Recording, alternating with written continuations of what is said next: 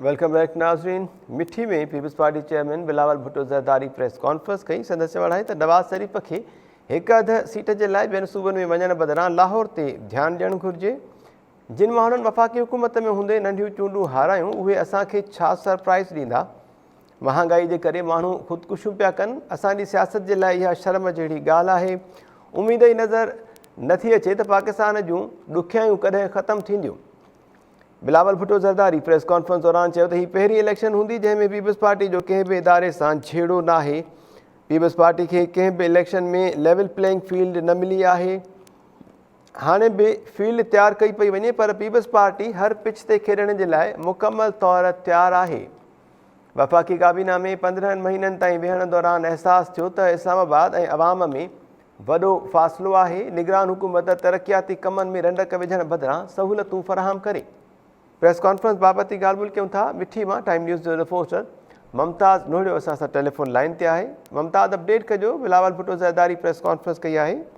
बिलालानी house से Pakistan peoples party के chairman Bilawal Bhutto Zardari press conference कई है। उन प्रेस कॉन्फ्रेंस में बिलावल भुट्टो ज़रदारी इहो चयो आहे त अहम जेकी ॻाल्हि कई है तो जेको PTM हुकूमत में जेका असांजी शमूलियत हुई या उन में शराकत हुई हुकूमत ठाहिण में उहा सियासी तौर ते जेको आहे उहा जेको आहे असांजी ग़लती हुई पर क़ौमी मफ़ादनि खे नज़र में रखंदे इहा वक़्त जी ज़रूरत हुई। उन करे असां उन में शामिल थियासीं। हुन इहो चयो त इहो इन ॻाल्हि खां मां इन ॻाल्हि खां बि इनकार नथो कयां त इस्टेब्लिशमेंट जी रज़ामंदी खां सवाइ हुकूमतूं न आहिनि ठहींदियूं पर वरी बि अवाम जो सरचश्मो अवाम ताक़त जो सरचश्मो आहे। असां हमेशह अवाम जे बलबूते ते हुकूमतूं ठाहियूं आहिनि ऐं आईंदा बि असां अवाम जे ताक़त सां हुकूमत में ईंदासीं। हुनजो इहो बि चवणो हो त हीउ जेको नवाज़ शरीफ़ आहे या उनजी जेका पार्टी आहे उहा जेकॾहिं 15 महीननि जी कारकर्दगी जे बुनियाद ते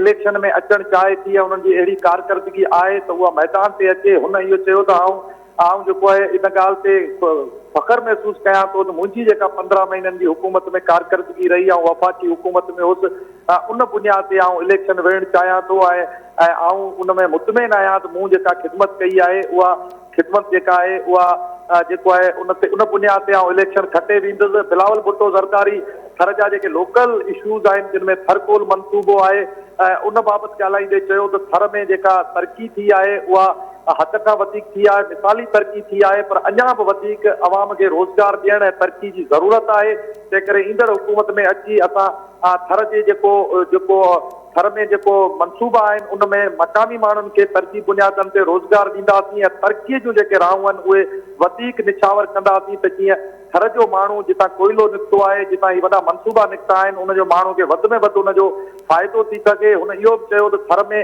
NIT यूनिवर्सिटी जी कैंपस क़ाइमु थियल आहे।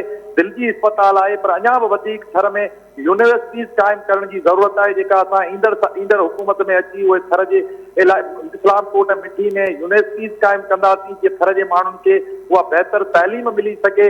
हुनजो इहो बि चवणो हो त जेको हिते थर में जेके रॉयल्टीज़ जा इशू आहिनि थरकोल मनसूबे जा उन्हनि मनसूबनि में जेको आहे ज़रूरु उहे मुतासिर थिया आहिनि मनसूबा उन सां गॾोगॾु जेके सिंध में ॿोॾि मुतासिरनि जे घरनि अॾण जो मनसूबो हो उहो बि किन सबबनि जे करे मुतासिर थियो आहे। उनखे वरी बि अमली जामू पाराइण लाइ असीं ईंदड़ हुकूमत में ईंदासीं या पाराईंदासीं। हिन वक़्तु बिलावल भुट्टो ज़रदारी बिलालानी हाउस ते प्रेस कॉन्फ्रेंस करण खां पोइ जेको हितां अॻूणो सूबाई सलाहकार आहे डॉक्टर खतूमल जीवन उनजे भाउ जी वफ़ात ते ताज़ियत करण जे लाइ जीवन हाउस पहुतो आहे जिते हिन वक़्तु ताज़ियत थो करे। ठीक उतां ताज़ियत करण खां पोइ इस्लामकोट भरिसां बख्तावर एयरपोर्ट आहे उतां कराची ॾांहुं रवानो थींदो बाय एयर। जॾहिं त बिलावल भुट्टो ज़रदारी जी जेका प्रेस कॉन्फ्रेंस हुई बिलालानी हाउस ते उन में मक़ामी क़यादत डॉक्टर महेश कुमार मलाणी अरबाब अमीर अमानला निसार कोरो मुरादली शाह फ़कीर शेर मोहम्मद बिलालानी ऐं ॿिया जेके अॻुवान हुआ उहे हिन प्रेस कॉन्फ्रेंस में शरीक हुआ। जी ममताज़ नोड़ियो, महिरबानी अपडेट्स जे लाइ।